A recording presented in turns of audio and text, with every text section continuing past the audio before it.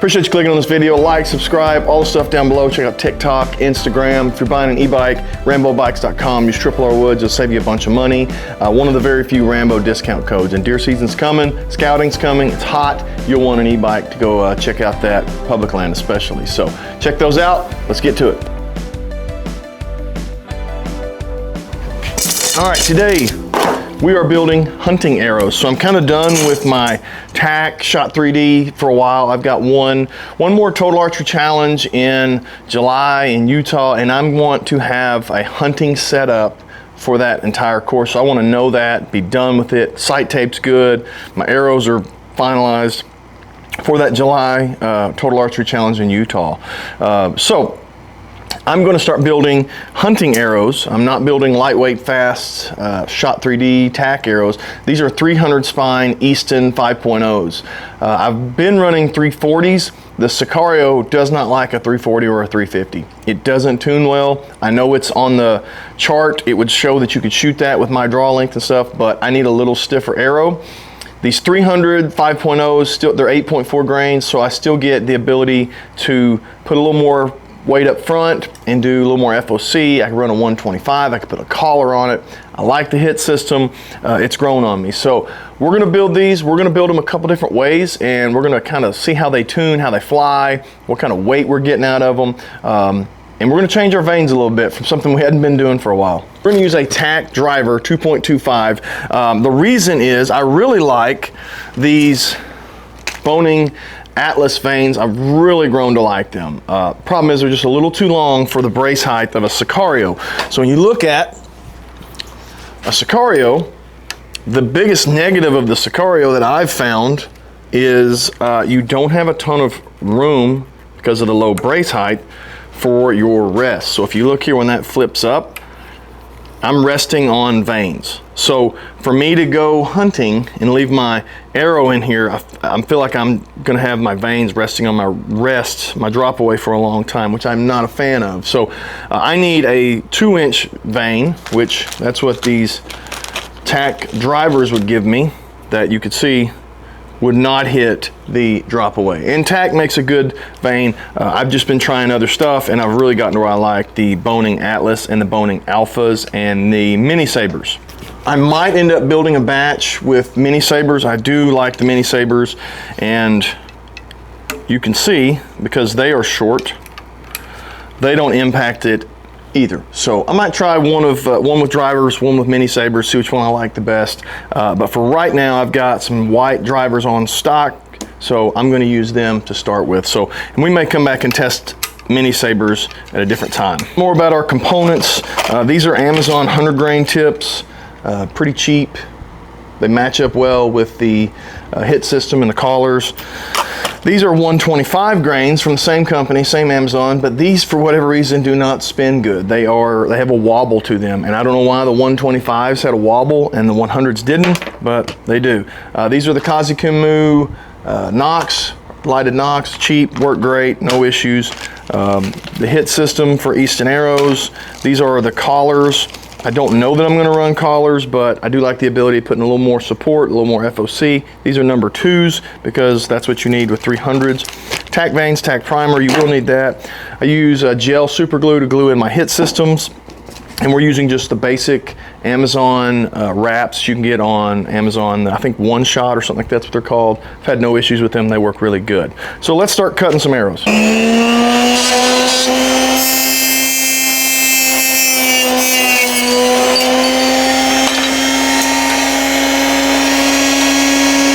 We've got them cut, a lot of carbon in them. I'm taking a Q-tip, clean that carbon out.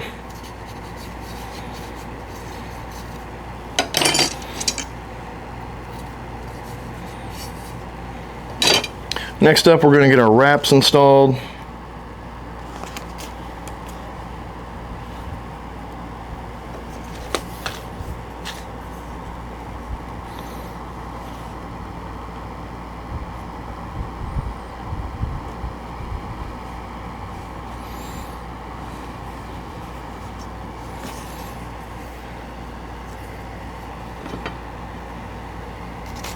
All right, one thing we probably should have done before we did the wraps, we should have squared them with this G5 jig. It's not super critical when you're using the hit system, but it is, if you're gonna run a collar, if you end up going with a half out, I think it's pretty important. But when you're using that hit system down in there, I don't think it's quite as crucial.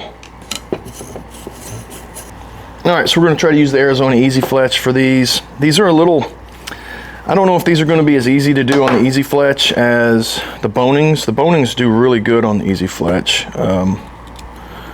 These seem to move around a little bit. I don't know if they're thinner or the material is slicker, but they seem to slide in the channel of the Easy Fletch a little bit more than you'd want. But if you're just super slow when you bring the spring up, probably be all right. All right.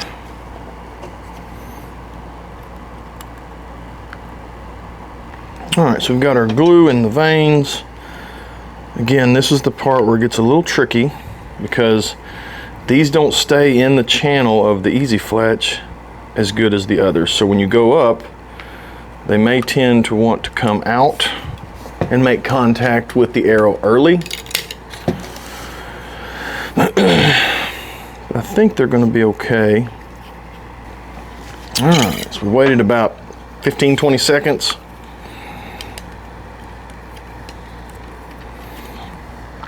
It turned out pretty clean. Everything lined up good. What I worry about is one of these getting shoved forward too far because it slid up the channel of this. Pretty good, no glue, excessive glue sticking around or anything. I may tap the front of these with the glue just to keep it from peeling back too much. All right, we've got our arrows here drying. Veins went on good, no issues. One thing I will notice about the Easy Fletch, it doesn't apply a ton of pressure like a bit, so I could really push down on it. So you may get some where the front doesn't like press down all the way, maybe lifts up a little bit with a tack vein, with a real stiff tack vein. So just something to be mindful.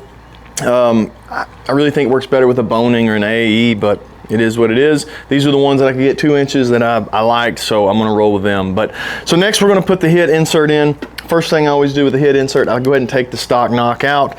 May need pliers for that, but take that out. I don't know that it makes a vapor lock, but there have been people that say when you're putting that super glue on the inside, it'll make a vapor lock and push out. I really think it just kind of gets stuck in the adapter and kind of pulls itself out a little bit until it catches. But either way, I'm going to replace the knock either way, so this is a good time to do it. I'm just using a Gorilla Super Glue gel. I would encourage you to use a gel. I think a gel works really good on it. So what I do, I just grab my hit, little threaded part, put it on here, and then I'm going to, if I can get that to get it attached there, I'm going to just put super glue on this part, kind of twist and turn when I push it in all the way up to the block. Okay, and then pull it out. And then I go ahead and look in there and check and make sure that the threads didn't get like attached to this or catch on this and get pulled out a little bit. Like if you angle it down just a little, it'll catch on the threads.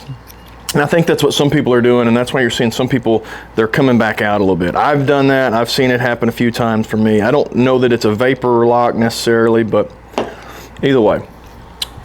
Got some super glue gel on there. I'm just going to give it a twist, maybe go in and out a little bit as I just want it to get into those threads, and then I'm going to run it all the way in to that block and then pull that block out. And then I'm going to give it a look and make sure that it didn't come out with the block. Then I'm going to wipe it down. So then we'll take just the end of this and give it a wipe, because there will be some glue residue that spills over. And if you use too much glue, you may want to get a little bit and just kind of wipe the inside lip here. I don't think this is going to be one of those cases, but you can get some glue buildup right there at the top as it all pushes up. But everything looks good on that one. On to the next one. All right, so super glued hit systems are all in. It doesn't take long for that super glue to dry, but while those are drying, I don't think they're going to move around. I'm going to go ahead and put the Kamikaze whatever knocks in while that's drying. So I'll have to use the little adapter here.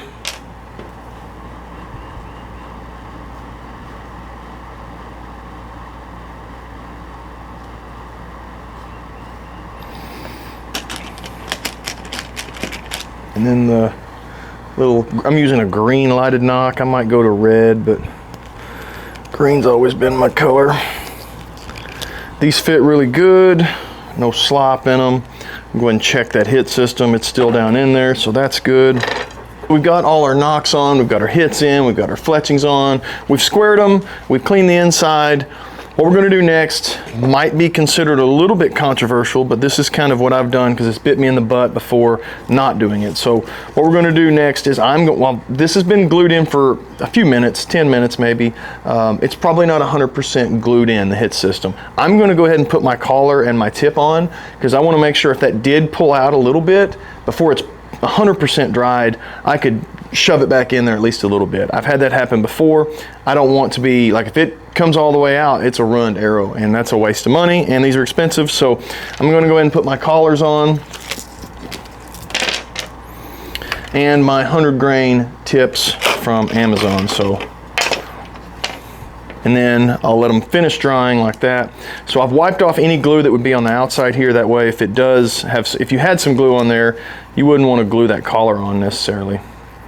But these, that doesn't take long for that super glue to dry. You can see it's a nice clean finish, fits good. So I'm gonna put it in there to dry the rest of the way. All right, so here's one that I built yesterday so that it could be cured and dried and we could actually shoot it through paper and get our weights on it and stuff like that. So that's why I only built 5 of the regulars, but we're gonna put this one on the scale here. This arrow with a collar, 100 grain tip, is coming in at 410. 410 on the money. Here's what I like about this system. That's 100 grains up front with a collar, hit system.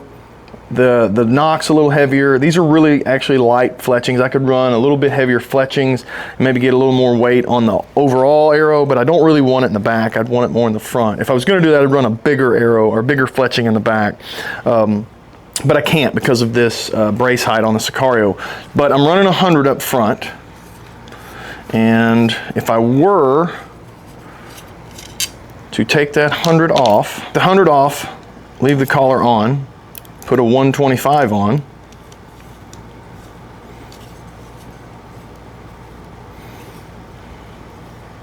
now I'm coming in at 433. Perfect whitetail arrow, maybe a touch heavier than I really want it to be this year, but perfect whitetail arrow. Plenty of FOC. I could see which ones fly better, which setup flies better. I can take this 125 off and this collar off. And I will need a different tip because of the diameter of the tip, but I can run just a 125 tip up front.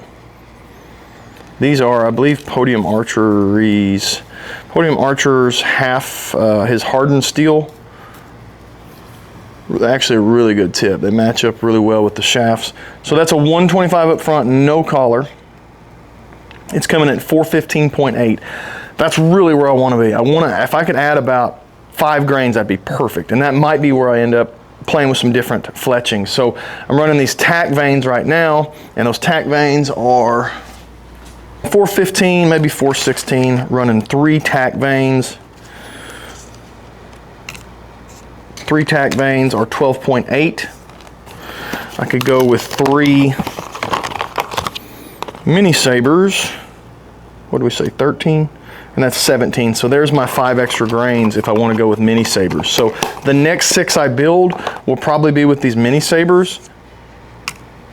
13.2, 17. So 4.5 grains, which would then, if I wanted to run this 125 up front, that would put me at 419.6 or 420. So that's really my goal, is be at 420, shooting over 300 feet a second. So I'm gonna shoot these 6, that's why I make 6 of them like this, and then I could always peel this off, but I'll make another 6, maybe with these mini sabers, and we'll see which one flies the best. That's really the goal. Which one's the most accurate, which one flies the best.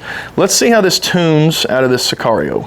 For my immediate needs, I'm running 100 grains up front because we've got a pretty in-depth broadhead review coming up, and the broadheads that I'm running are 100 grains for all the testing. Now I might shoot a 125, but right now we're testing them as 100 grains. You can see here we're just off the riser, just barely, which is perfect. That's all I want, and then that's the perfect gap, perfect distance for that.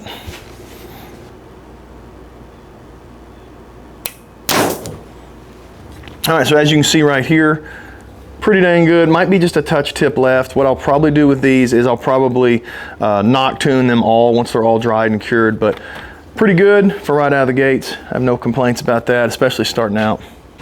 All right, so our arrows have all dried. We're checking to make sure there's no wobble in the spin.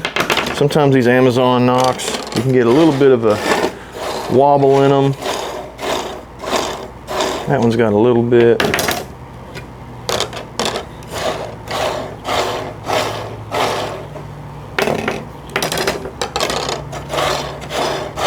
All right, so we're ready to take them outside, see how they shoot, see how they group. We need to get a sight tape for them so we can get to testing these broadheads at long range. So you'll definitely want to like, subscribe, stick around for that. Let's go see how these shoot. So we don't have an exact mark for this because we're still building the sight tape for these arrows, but they should be pretty close. This is 57 yards, I believe, so we're going to be pretty close to 60, pretty close to this mark. We'll see when we shoot just how well they group, but here we go.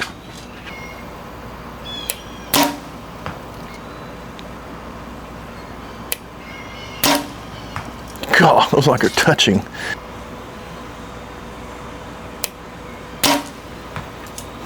God, what a group.